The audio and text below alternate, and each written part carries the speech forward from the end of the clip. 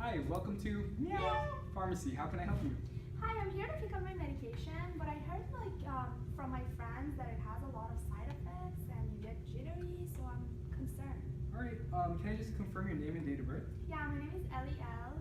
Date of birth January 26, 1991. All right, 1 second, I'll get it for you. Okay.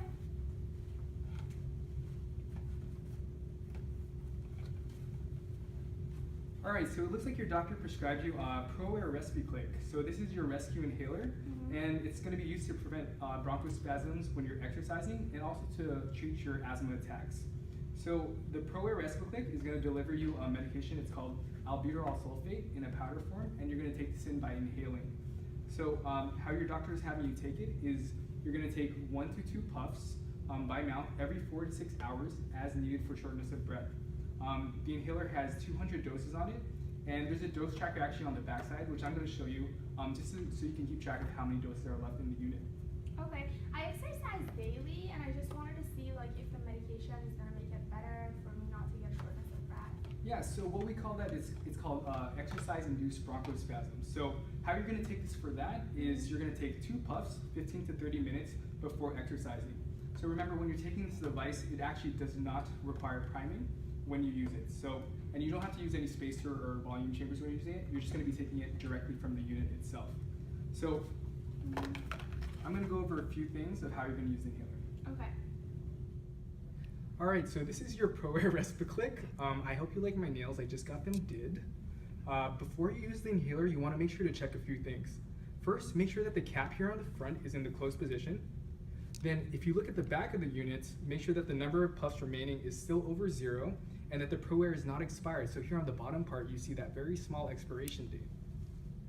So remember, it's not safe to use the inhaler if it says 0, even if you feel like there's still any powder or medicine still coming out of the inhaler. So now back to the front. To open the inhaler, it's important to first hold it in the upright position before opening this cap. So this cap here is clear, but on yours it's going to be red. Every time you open the inhaler, you should hear it click.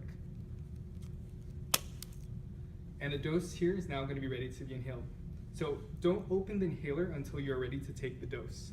So before you inhale, breathe out through your mouth all the way and push as much air out of your lungs as possible. Don't exhale into the mouthpiece directly. Then you're going to hold your lips tightly on the mouthpiece, which I'm not going to do right now, but you put your mouth right here and avoid blocking this air vent right above the hole. So inhale quickly, then hold for 10 seconds if possible. So only do it for as long as possible, 10 seconds if you can. And make sure afterwards you close the red cap after inhalation so the inhaler will be ready for next use. Okay, so honestly, I'm still a little concerned about the side effects. What's going to happen? Am I going to get a dry mouth? What's going to happen? Oh yeah, so that's a valid concern. And let me just make sure on your profile, it says that you still have no known allergies, is that correct? Correct. Okay, yeah, so those are valid points. The most common side effects that you'll experience are headache, dizziness, and increased heart rate. So you want to report if you notice any increase in use of your inhaler, and if your inhaler does not seem to be relieving your symptoms anymore. So since you're just starting this, I just advise that you take note of your use of the inhaler and report it to your doctor on your follow-up visit. Okay. So these are only a few of the possible side effects, and the drug is generally well tolerated in most patients, so nothing much to worry about. Okay, great. So how well does the drug work? All right, so patients generally see an increase in what's known as their forced expiratory volume. So all that means is how hard you can breathe out, or how hard and how much. So within about 30 minutes of their first dose on the first day, and the median time, so the average time it takes for this to start working after you inhale it is about 6 minutes. And the duration of action measured by is usually 15% increase in the amount you can exhale. In about 1 to 2 hours that happens. So this means that the inhaler will improve any bronchospasms that are actually making you have trouble breathing. So remember, it's really important to adhere to this medication to treat and prevent your bronchospasms. So the way you can do this and adhere to it is always keep your inhaler with you, because you never really know when an asthma attack can occur. So to prevent any exercise-induced bronchospasms, remember to take 2 puffs about 15 to 30 minutes prior to the time that you exercise. So also, it's going to be very important that you have regular follow-ups with your PCP or your physician.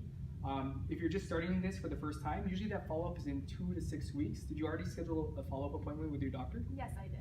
All right, great. So remember, don't increase your dose or take any extra doses without first talking to your doctor. All right, do you have any questions for me? No, thank you so much. All right, you're welcome. Here you go. Thank you.